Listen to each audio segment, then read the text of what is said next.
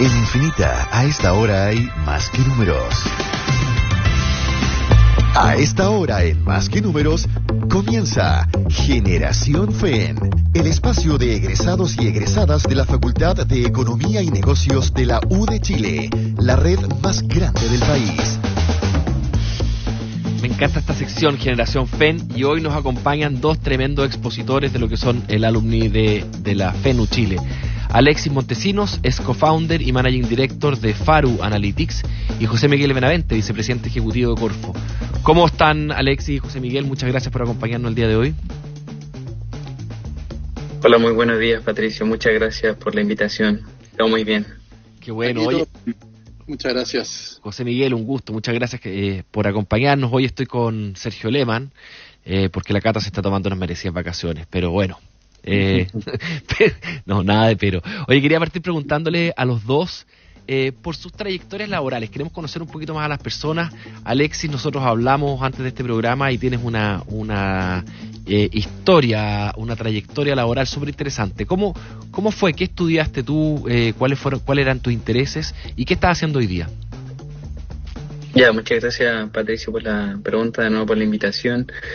Yo comencé mi historia estudiando Ingeniería Comercial con mención Economía en la Universidad de Chile, y ahí, claro, manifesté un fuerte interés por la macroeconomía, y en ese momento yo me veía como un macroeconomista puro, cierto estilo Ministerio de Hacienda, algo así. Y después, cuando ya estaba haciendo mi magíster en Economía, me di cuenta que me gustaba harto las finanzas, cierto, un poco los negocios, y dije, oye, mira, quizás en lugar de hacer este doctorado en Economía, que era como la transición natural, voy a probar otro campo, y postulé aquí en el doctorado de finanzas de MIT, y ahí comencé otro paso súper distinto, ¿cierto? Donde veía finanzas y cosas que no había visto anteriormente. Pero cuando estaba como en cuarto año de mi doctorado en finanzas, llegó esta revolución de los datos, del machine learning, la inteligencia artificial a MIT, y me sentí muy motivado con ella. Me di cuenta que se podían hacer muchas cosas, y de hecho partí en aplicaciones que eran totalmente ortogonales a lo que yo había hecho, y eran medicina preventiva, ¿cierto? Como reconocimiento de imágenes para neumonía y cosas de ese estilo. Y ahí me enamoré del campo y me di cuenta que tenía un pilar súper fuerte en negocio. Y entonces empecé a hacer cierto modelamiento, asesoramiento a empresas, y la suerte de como estar desde Boston, podía, cierto, empezar a abastecer a todo el mundo en general, ¿cierto? Ajá. Y eso ya me enamoró completamente, tanto de los negocios como de esa parte que tenía de investigación y de ayudar a estas organizaciones a transformarse. Y finalmente terminé completamente metido en este campo de Business Analytics, Machine Learning, Inteligencia Artificial. Y en ese paso, ¿cierto?, acá también con otro ex MIT, que estábamos en un asado, ¿cierto? Un amigo, Alejandro Insunza, él tenía su empresa en Cybnetics, era socio de ella en Chile, y a mí me gustó mucho todas las características que ellos tenían como compañía, su filosofía, su visión, todo, y nos unimos y creamos Faru Analytics, que nació en noviembre pasado y que ya es toda una realidad respecto a estas soluciones de todo tipo, ¿cierto?, de cosas relacionadas a datos. Qué interesante trayectoria, Alexis. Lo tuyo, José Miguel, es bastante diferente. ¿Tú siempre tuviste vocación de profe? Sí, para serte franco, sí. Estudié Ingeniería Civil primero de pregrado. Ajá. Y entré a la maestría de Economía en la FEN. Ajá. El año 91, diría yo, ¿no?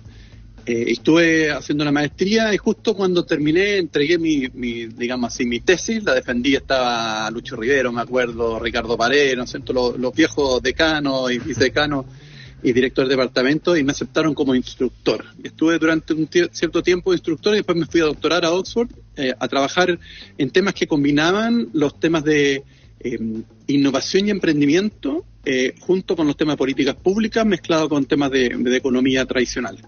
Mi mentor ahí muy fuerte fue Jorge Katz, que lo tuve como el último profesor del último curso que tuve en el Magíster de Economía, que me marcó muchísimo y a quien le agradezco y reconozco como mi mentor, y todavía es profe. Lo conozco mucho a Jorge. Sí, un tipo maravilloso, realmente maravilloso. Es un lujo tenerlo en la FEN todavía. Y después volví a la Chile, iba con beca a Presidente de la República, sí volví, pero no era ninguna restricción, volví feliz De ahí, de hecho, nos conocimos con Alexis. Alexis estaba más jovencito en ese tiempo. Y estuve de profe muchos años, diría en total de 15 años. Me quedé a la academia a investigar, a hacer... bueno, también, aparte de papers y clases, enseñaba econometría avanzada, sobre todo en el magíster y el doctorado.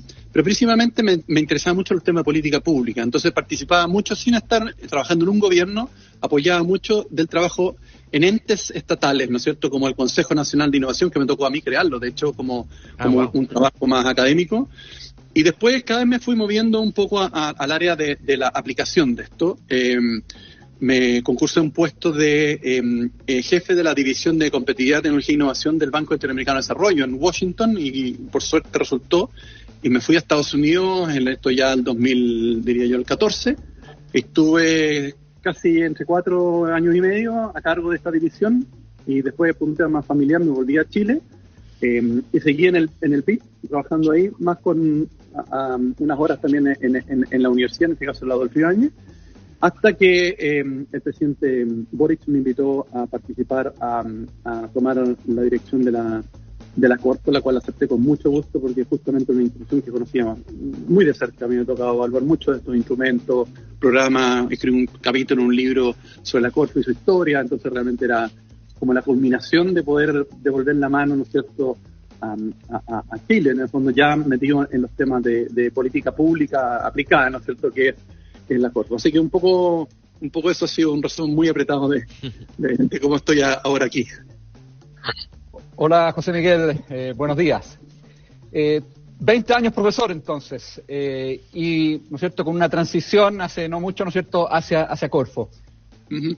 ¿Cuáles han sido los desafíos? ¿Cuál es hoy día, ¿no es cierto?, las principales tareas, ¿no es cierto?, que estás viendo? ¿Cómo tu experiencia académica la has podido plasmar, digamos, en tratar de impulsar, digamos, desde la Corfo la innovación, la tecnología? Tenemos ahí como país un tremendo desafío en materia de inversión, ¿no es cierto?, de incorporar, ¿no es cierto?, nuevas tecnologías, elevar la productividad. ¿Cómo tu experiencia académica ha contribuido justamente, digamos, a impulsar, digamos, esa tarea desde Corfo?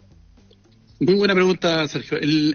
Me ayuda en varias dimensiones. La primera, identificar efectivamente cuáles son los cuellos de botella que de alguna manera están obstaculizando este proceso de por qué Chile no da un avance más o menos importante en esta área.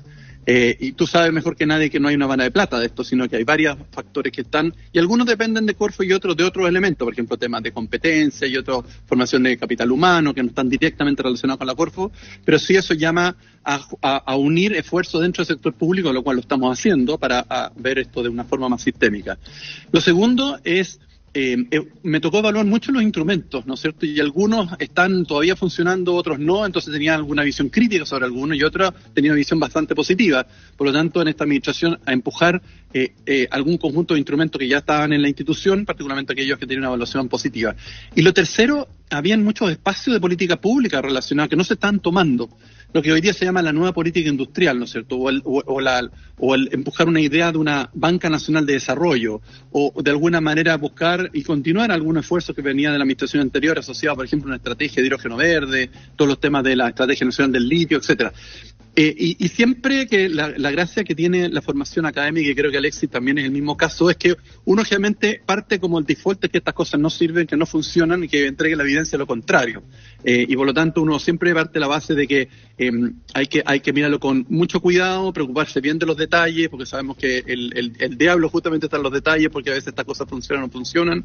En fin, así que yo creo que haber comprendido de alguna manera esta institucionalidad, conocer un poco los distintos instrumentos, los objetivos que tienen y la complementariedad que se requieren con otras instituciones del sector público y obviamente el sector privado y particularmente del mundo universitario, creo que han sido muy, muy relevantes, ¿no es cierto?, en empujar esta agenda.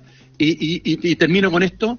Y no como dedicarte como a aprender durante un año, 2 años hasta tomar la mano, sino que rápidamente, y nosotros lo hicimos desde el primer mes, ya empezar a tirar líneas, ¿no es cierto?, por dónde queríamos empujar la institución en este periodo de 4 años. Alexis, sí. Nos contaste que recién en noviembre ya habías concretado, formalizado, más bien dicho, esta empresa, Faru Analytics. ¿Qué hacen en Faru Analytics? ¿A quiénes ayudan y cómo los ayudan? Mira, Faro Analytics es una empresa global de Business Analytics, ¿cierto? Para entenderlo mejor, entender los datos, ¿cierto? Utilizar ya sea Machine Learning, inteligencia artificial o cualquier tecnología que te pueda ayudar a resolver problemas de negocios. ¿Qué es lo que hacemos? ¿Y por qué, de alguna forma, yo siento que Faro es muy distinto a la consultora convencional? Y es porque cuando yo me pasaba resolviendo problemas por el resto del mundo, lo que me encontraba es que con esta gran revolución de los datos que se generó, mucha gente quiso entrar, muchas organizaciones quisieron ser parte, pero como no conocían muy bien ni sus problemas, ni sus posibles soluciones, querían modelos, ¿cierto? Y después esos modelos no servían de nada. Se hacían soluciones de analytics y después no tenían ningún valor. ¿Pero para qué tipo de problemas, por ejemplo, Alexis? Perdona, pero es que un problema muy específico. Supón que tú dices, mira, ¿qué producto realmente le puedo ofrecer a un cliente en un mes determinado, ¿cierto? A un precio determinado. Ya. Entonces uno puede decir intuitivamente lo que uno quiere con eso, o cuál es la recomendación de compra, ¿cierto?, que hace el caballero que va en el camión y entrega, ¿cierto?, al almacén el producto a la semana. O por qué un cliente nos abandona, ¿cierto? ¿Cuáles son las cosas que nosotros no hicimos y que los datos nos pueden decir para que ese cliente no deje esta empresa? Ajá. Todos ese tipo de problemas, ¿cierto? Robótica, medicina preventiva, y veíamos en el mundo que efectivamente no habían buenas soluciones, y lo que hicimos es que creamos un método nuevo de cómo abordar esto de forma estratégica, y Faro Analytics hace eso, ¿cierto? Toma tu organización y la puede transformar en el global de cómo sacar el mayor provecho a tus datos para que efectivamente tú veas los beneficios que estos generan en todas las potenciales soluciones, y esto que va mucho más allá de lo cool que puede sonar, por ejemplo, mira, yo quiero inteligencia artificial, entonces tú le dices, quizás la inteligencia artificial va a llegar, pero va a llegar a lo mejor en 2 años más a tu organización, porque por muy cool que suena, quizás necesitas otro tipo de madurez en el primer momento de tus datos para después llegar, ¿cierto?, estratégicamente ahí y generar valor. Oye, Alexia, es como la gran diferencia. A propósito que hablaste de inteligencia artificial, está este temor en mucha gente de que esta tecnología es tan revolucionaria que va a dejar prácticamente a todo el mundo sin pega, porque ya los abogados no van a ser necesarios, porque para interpretar o incluso escribir contratos lo puede hacer un robot, que los médicos pueden ser reemplazados porque el robot va a tener mejores diagnósticos y va a ser más preciso en la aplicación de operaciones, por ejemplo, y así, etcétera. ¿Tú tienes una visión parecida, que la inteligencia artificial va a ser tan transformadora como para amenazar a la humanidad? No, yo tengo una visión un poco distinta. O sea, primero quisiera hacer el disclaimer que creo que es muy difícil al día de hoy para cualquiera predecir qué va a suceder con esto. Ya yo veo un montón de reportes que dicen va a pasar esto, después otros reportes que dicen va a pasar lo contrario. Y yo creo que es difícil saber al día de hoy qué va a pasar con la inteligencia artificial. Lo que yo creo, y aquí sale mi corazón de economista, es que este es un cambio productivo importante, como lo hemos observado en el pasado en otras áreas, ¿cierto? Es la revolución industrial que estamos viviendo en nuestra era.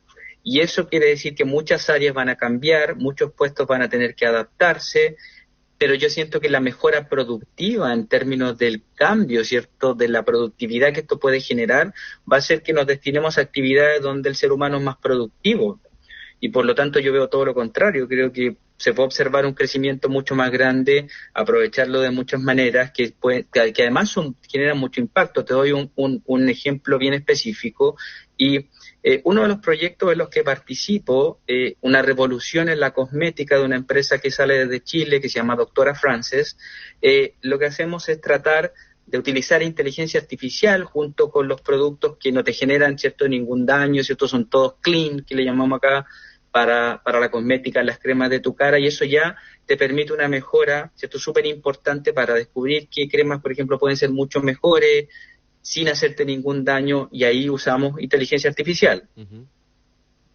Oye, súper interesante. Ahora, José Miguel, ¿qué hemos hecho o qué estamos haciendo, qué podemos hacer a nivel de gobierno, en particular a nivel de Corfo, para subirnos a este carro de la inteligencia artificial, de toda la tecnología? Porque parece que el mundo va para allá, y sobre todo en servicios que se pueden prestar de cualquier parte del mundo. ¿Cómo nos posicionamos como un referente, como un país donde la gente quiera venir y desde acá instalarse a ofrecer servicio al resto del mundo? Mira, hay varios puntos, y yo quisiera resaltar lo que mencionaba Alexis, que es un tema súper interesante. Efectivamente estamos viendo lo que se llama la cuarta revolución industrial, donde las 3 primeras efectivamente lo que hicieron las máquinas es sustituir el esfuerzo físico del ser humano. Esta es la primera que está tratando de sustituir el efecto, digamos así, de inteligencia neuronal, y por eso es muy distinta a las anteriores. Pero también las mismas historias nos muestran de que estas son etapas de transición que demoran algún tiempo, una generación completa, en la cual hay un proceso de adaptación de nuevos trabajos y obviamente que se dejan ciertos trabajos que nos parecen como obvios hoy día, como puede ser, ¿no es cierto?, ciertos protocolos médicos, el tema, como tú bien decías, lo que hacen los abogados en temas rutinarios, en fin, lo rutinario muchas veces se puede sustituir, pero obviamente van a aparecer nuevos trabajos como aparecieron en la historia del mundo, ¿no es cierto?, cuando hubo estas revoluciones. Ahora, en el caso particular de Chile, Chile tiene muchas ventajas con respecto a esto. Primero, el área de inteligencia artificial y todas las herramientas que están asociadas a esto, ¿no es cierto?, como Deep Learning, etcétera, son tremendamente intensivas en datos y particularmente intensivas en energía. Hoy, algo así como del 13% de toda la energía que se está produciendo en el mundo está orientada a este sector y mucha de ella está producida por combustibles fósiles. Por lo tanto, una de las primeras oportunidades que tenemos nosotros, y justamente estamos nosotros trabajando con distintas formas para hacer Chile un lugar atractivo para la instalación de esta capacidad de procesamiento de datos que requiere energía verde. Y nosotros ofrecemos esa alternativa porque no solamente producimos energía verde barata, solar y eólica, sino también ya contamos con una infraestructura enorme, ¿no es cierto?, con fibra óptica y otros mecanismos que nos conectan al mundo. Y eso es una ventaja enorme que nos posiciona como un lugar tremendamente fundamental para hacer este proceso. Lo segundo, muchos de estos trabajos son, como decía Alexis, son ubicuos, en el fondo lo mismo donde tú estés. Lo difícil es estructurar el problema, y el problema es una capacidad interactiva personal que requiere la gente entre sí. Pero después, una vez que está definido el problema, obviamente tú puedes pedir a cualquier persona que esté en cualquier lugar del mundo para que te lo pueda resolver. Entonces, si tú tienes capacidad de cómputo por un lado y tienes competencias técnicas para poder resolverlo a través de distintos mecanismos y metodologías, Chile también podría ser una oportunidad enorme porque tiene ventajas, por ejemplo, en el uso horario. Es importante también trabajar de día cuando tienes que tu demandante también está de día, y la costa este de Estados Unidos es un caso clásico, ¿no?, al respecto. Creo que hay una segunda ventaja.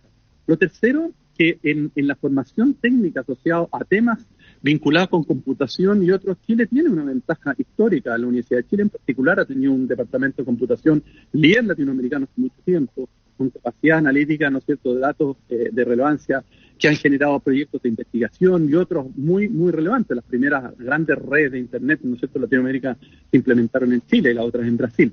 Entonces, hay un sinnúmero de ventajas y después esto tiene efectos, externalidades positivas en términos de empleo, ¿no es cierto?, en términos de salarios relativos, porque obviamente se pagan más que aquellos que son más mecánicos, digamos así.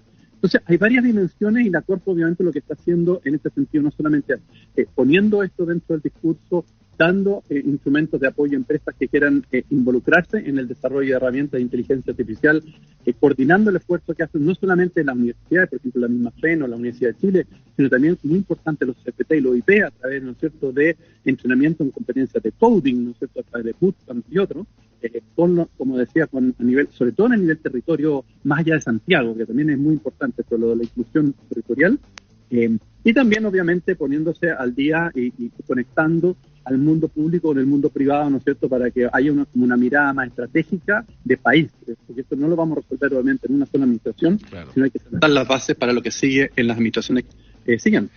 Excelente, mucho talento y grandes oportunidades. Muchas gracias, Alexis Montesino, co-founder y managing director de Faro Analytics, y también muchas gracias, José Miguel Benavente, vicepresidente ejecutivo Corfo, por conversar con nosotros en el marco de Generación FEN. Que estén muy bien, buen fin de semana. Muchas gracias, buen fin de semana. Igualmente, muchas gracias por la invitación. Muchas gracias a ustedes. Muy bien, buen fin de semana. Iván, adiós. Nos pasamos un poquito, son las 10 de la mañana con